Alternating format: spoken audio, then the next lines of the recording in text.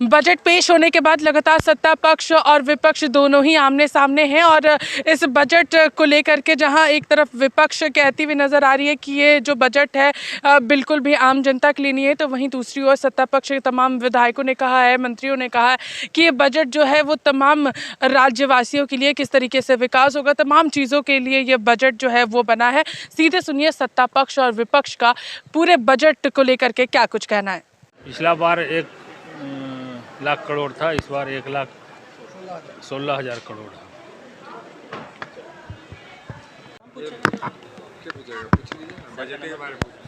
अपना sir budget इतना बड़ा आया है, बीजेपी का कहना है कि पुराने बजट को खर्च नहीं कर पाई है। और कैसे पुराने बजट को खर्च नहीं कर पाए? 68% का खर्चा कल तक 68% हम खर्चा कर चुके थे और अभी मार्च ख़त्म होने में टाइम है। हमने अनुपूरक पास किया है।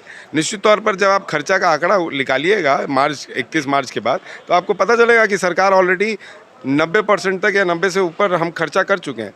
रह गई इस बजट की बात, तो ये बजट आम आदमी के लिए, झारखंड की जनता के लिए एक नील का पत्थर साबित होगा। और आप देखें कि जिस तरीके से सरकार ने बस बजट पेश नहीं किया, सरकार ने आंकड़ों के साथ अपनी उपलब्धियों को गिनाने का भी काम किया है। अब 2019-20 में 1.1 का विकास दर था, आज विकास दर 7.4 का है। अनुमानित विकास दर जो है हमारा 2024 में जब हमारी सरकार चुनाव में जाएगी तो 11.4 का होगा। कोई सरकार आपको बाकायदा आंकड़े के साथ गिनाती नहीं है। और आने वाले समय में जो इन नए साल में हम लोग ने बजटीय प्रावधान रखा है, आप देखें कि ग्रामीण कार्यों में 148 नए पुल, 3100 किलोमीटर नए सड़कों का समन्वय, पुरानी सड़कों को सौंदर्यीकरण। आप स्वास्थ्य की बात करें तो स्वास्थ्य के आवंटन में 78% का ग्रोथ हम लोग ने दिया है। 78%, मतलब कोई ग्रोथ अगर आवंटन राशि में होता है तो 10% 20% समझ में आता है, 78% का ग्रोथ दिया है। ये सरकार की दूरदृष्टि का परिणाम है, क्योंकि सरकार ने कोविड से सीखा है, कोरोना से सीखा है कि हम लोग को आपदा के तहत अपने आप को तैयार रखना पड़ेगा। अगर आप सैया सेविका की डिपार्टमेंट की बात करें तो 3100 रुपया सैया सेविका को मानदेय मिलता था, आज हम लोग को 4,500 हम लोग देने जा रहे हैं। और प्लस साल में एक स्मार्टफोन और आपको जो बीमा है, ग्रुप बीमा, उसमें 500 रुपया का हम लोग जोड़ने जा रहे हैं। मेडिकल कॉलेज की बात करें तो बोकारो और रांची में हम मेडिकल कॉलेज देने जा रहे हैं। अगर आप नए एयरपोर्ट्स की बात करके दुमका और बोकारो को शुरू करने जा रहे हैं। नए पॉलिटेक्निक्स की बात करें तो उसमें भी हम 4-5 नए पॉलिटेक्निक लाने जा रहे हैं। नए स्कूल की हम शुरुआत करने जा रहे हैं जो बीजेपी के द्वारा बंद कराया गया। तो ले दे के हम लोग ने आंकड़ों के साथ अपनी उपलब्धियां डाली हैं। और विपक्ष क्या कहता है उससे हमें फर्क नहीं पड़ता है।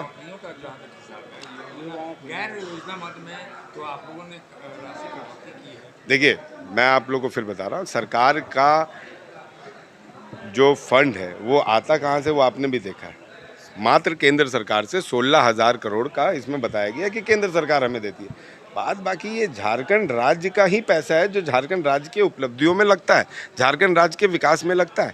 और आने वाले समय में जिस तरीके से हम लोग सर्वे कराते हुए नियोजन नीति, जैसे जिस तरीके से पिछला बजट ये भी हम लोग ने जनता के बीच में जाके सर्वे करा के हम लोग ने लिया, उसी का अंश था कि जो आज हम लोग ने सेकंड बजट प्रस्तुत किया। आने वाले समय में भी जिस तरीके से सीएम साहब सर्वे करा रहे हैं, नियोजन नीति में भी आपको फ़र्क दिखेगा। यहाँ के नौजवानों को, यहाँ के लोगों को किस तरीके से सरकार से जोड़ा जाए, रोजगार से जोड़ा जाए, इसमें भी फ़र्क दिखेगा। दाल में टैब बांटने का इन्होंने घोषणा किया था। 2022 में पैसा भी अलॉटमेंट करवा लिया था, लेकिन आज तक वो टैब नहीं बटा है। साइकिल बच्चों का उसको रुकवा दिया है। कुल मिलाकर के सरकार बड़ा उदासीन बजट। और झारखंड में कल रामगढ़ का जो हार है ना, वो हार का परिलक्षण दिख रहा है कि भाई सरकार अब जाने वाली है, इसलिए अब इनका कोई उत्साह नहीं रह गया। देखिए, राजनीति का बजट है और यहाँ पर मंत्री जी, एक मिनट रुक कर, क्या कहेंगे? आपकी सरकार ने बजट लाया। देखिए, मेरा बिहार का बजट आप लोग बजट बहुत ही व्यवहारिक है और गरीबों का है। और ऐसे कृषि जैसे विषय को बहुत प्राथमिकता दिया गया है, जहाँ पर यहाँ पर किसान लोग हैं उनके लिए, और रोजगार के लिए, युवाओं के लिए, गरीबों के लिए, अल्पसंख्यकों के लिए ये रिजल्ट बहुत बड़ा। अब 10 में अगर नंबर देने बोलेंगे तो 2 से ज़्यादा तो हम नहीं दे सकते हैं, क्योंकि बजट में कुछ है ही नहीं।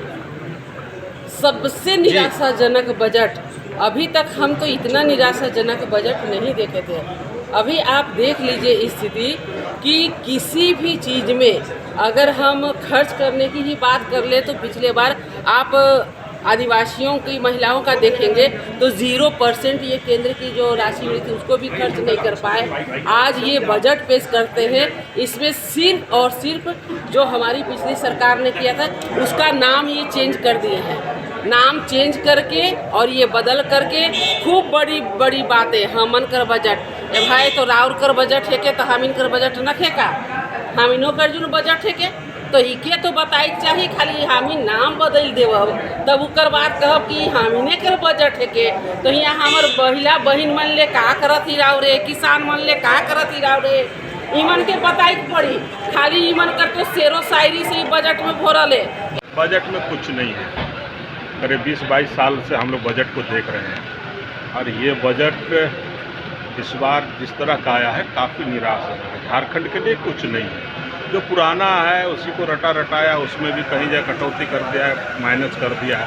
इसलिए इस बजट में कुछ नज़र नहीं आया। ये बजट बहुत ही निराशाजनक है। झारखंड प्रदेश के लोगों को ये धोखा देने वाला बजट है।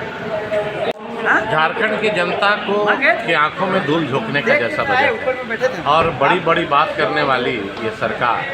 और जिस तरह से बजट हम लोगों ने सदन के अंदर पढ़ा और सुना, निश्चित तौर पर इन्होंने जनता की आकांक्षाओं पर पानी फेरने का काम किया।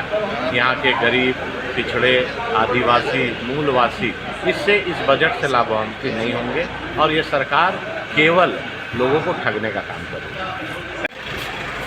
जय माननीय वित्त मंत्री महोदय ने जो बजट जो अपना वक्तव्य दिए उसमें गरीब, किसान, मजदूर, आम के लिए, छात्र छात्राओं सबके लिए बजट सराहनीय बजट है, झारखंड के हित में है। बजट ठीक है और विकास का बजट है, लेकिन थोड़ा चापाकल पर अभी गर्मी इतनी है कि पेयजल पर भी ध्यान देना चाहिए। ऐसे बजट मिला जुला कर ठीक है। Thank you sir. बजट पेशकश हुआ है आज, मुझे लगता है ये one of the brilliant budget है झारखंड का। और वो मैं इसीलिए बोल रही हूँ क्योंकि जो 75% पॉपुलेशन जो ग्रामीण इलाकों में निवास करता है, आज उनके लिए बजट बनाया गया है। आप बजट को खोल के देख लीजिए, उसका शुरुआती से ही ये है कि किसानों को क्या मिलेगा। केसीसी लोन माफ़ करने के लिए जो प्रावधान बजट का दिया गया है, किस तरह से irrigation facilities, check dam facilities. Aparna Sen Gupta वो भी महिला विधायक, उनका कहना है कि महिला सुरक्षा के नाम पर बजट में ऐसा कुछ नहीं है, एक तरीके से बदलाने की कोशिश की। देखिए, मैं यही कहूँगी विपक्ष के तौर से, आज अगर बजट का आप लोग प्रोसीडिंग्स देखेंगे तो जैसे आंगनबाड़ी सेविकाओं का मानदेय का बात आया, विपक्ष उठ के चला गया, वॉकआउट कर दिया। और आंगनबाड़ी सेविका कौन है? महिलाएं, महिला घर वहाँ पर सशक्त होंगी गाँव। मुझे लगता है कि सोच लोगों को थोड़ा बदलना होगा। रोजगार तो तब पैदा होता है जब चीज़ें सारी ठीक ठाक हो जाए। भाई उसके लिए इंफ्रास्ट्रक्चर चाहिए, बिजली चाहिए। आपने देखा होगा कि इस सरकार ने इस इंफ्रास्ट्रक्चर पर, ग्रामीण इंफ्रास्ट्रक्चर हो चाहे शहरी इंफ्रास्ट्रक्चर हो, उस पर जोर देने का प्रयास किया है कि भाई 5 वर्ष से जो पुरानी तमाम सड़कों को सुदृढ़ करने का प्रयास, 400 किलोमीटर नई सड़क बनाने का प्रयास।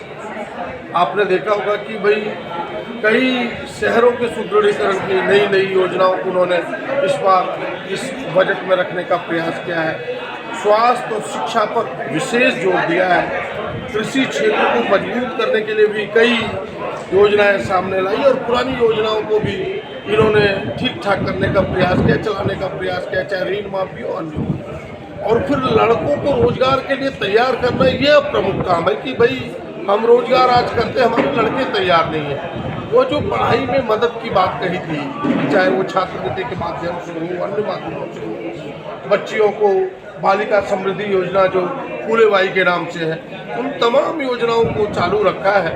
तो हमें लगता है कि ये बजट रोजगार पैदा करने वाला बजट है, रोजगार देने वाला बजट है और खास करके यह जो राज्य है, यह राज्य वेलफेयर स्टेट है। सामाजिक कल्याणकारी कामों को यहाँ तरजीह देना है। गरीब प्रदेश है, हमें लगता है कि उसको ध्यान में रख करके यह बजट सामने आया।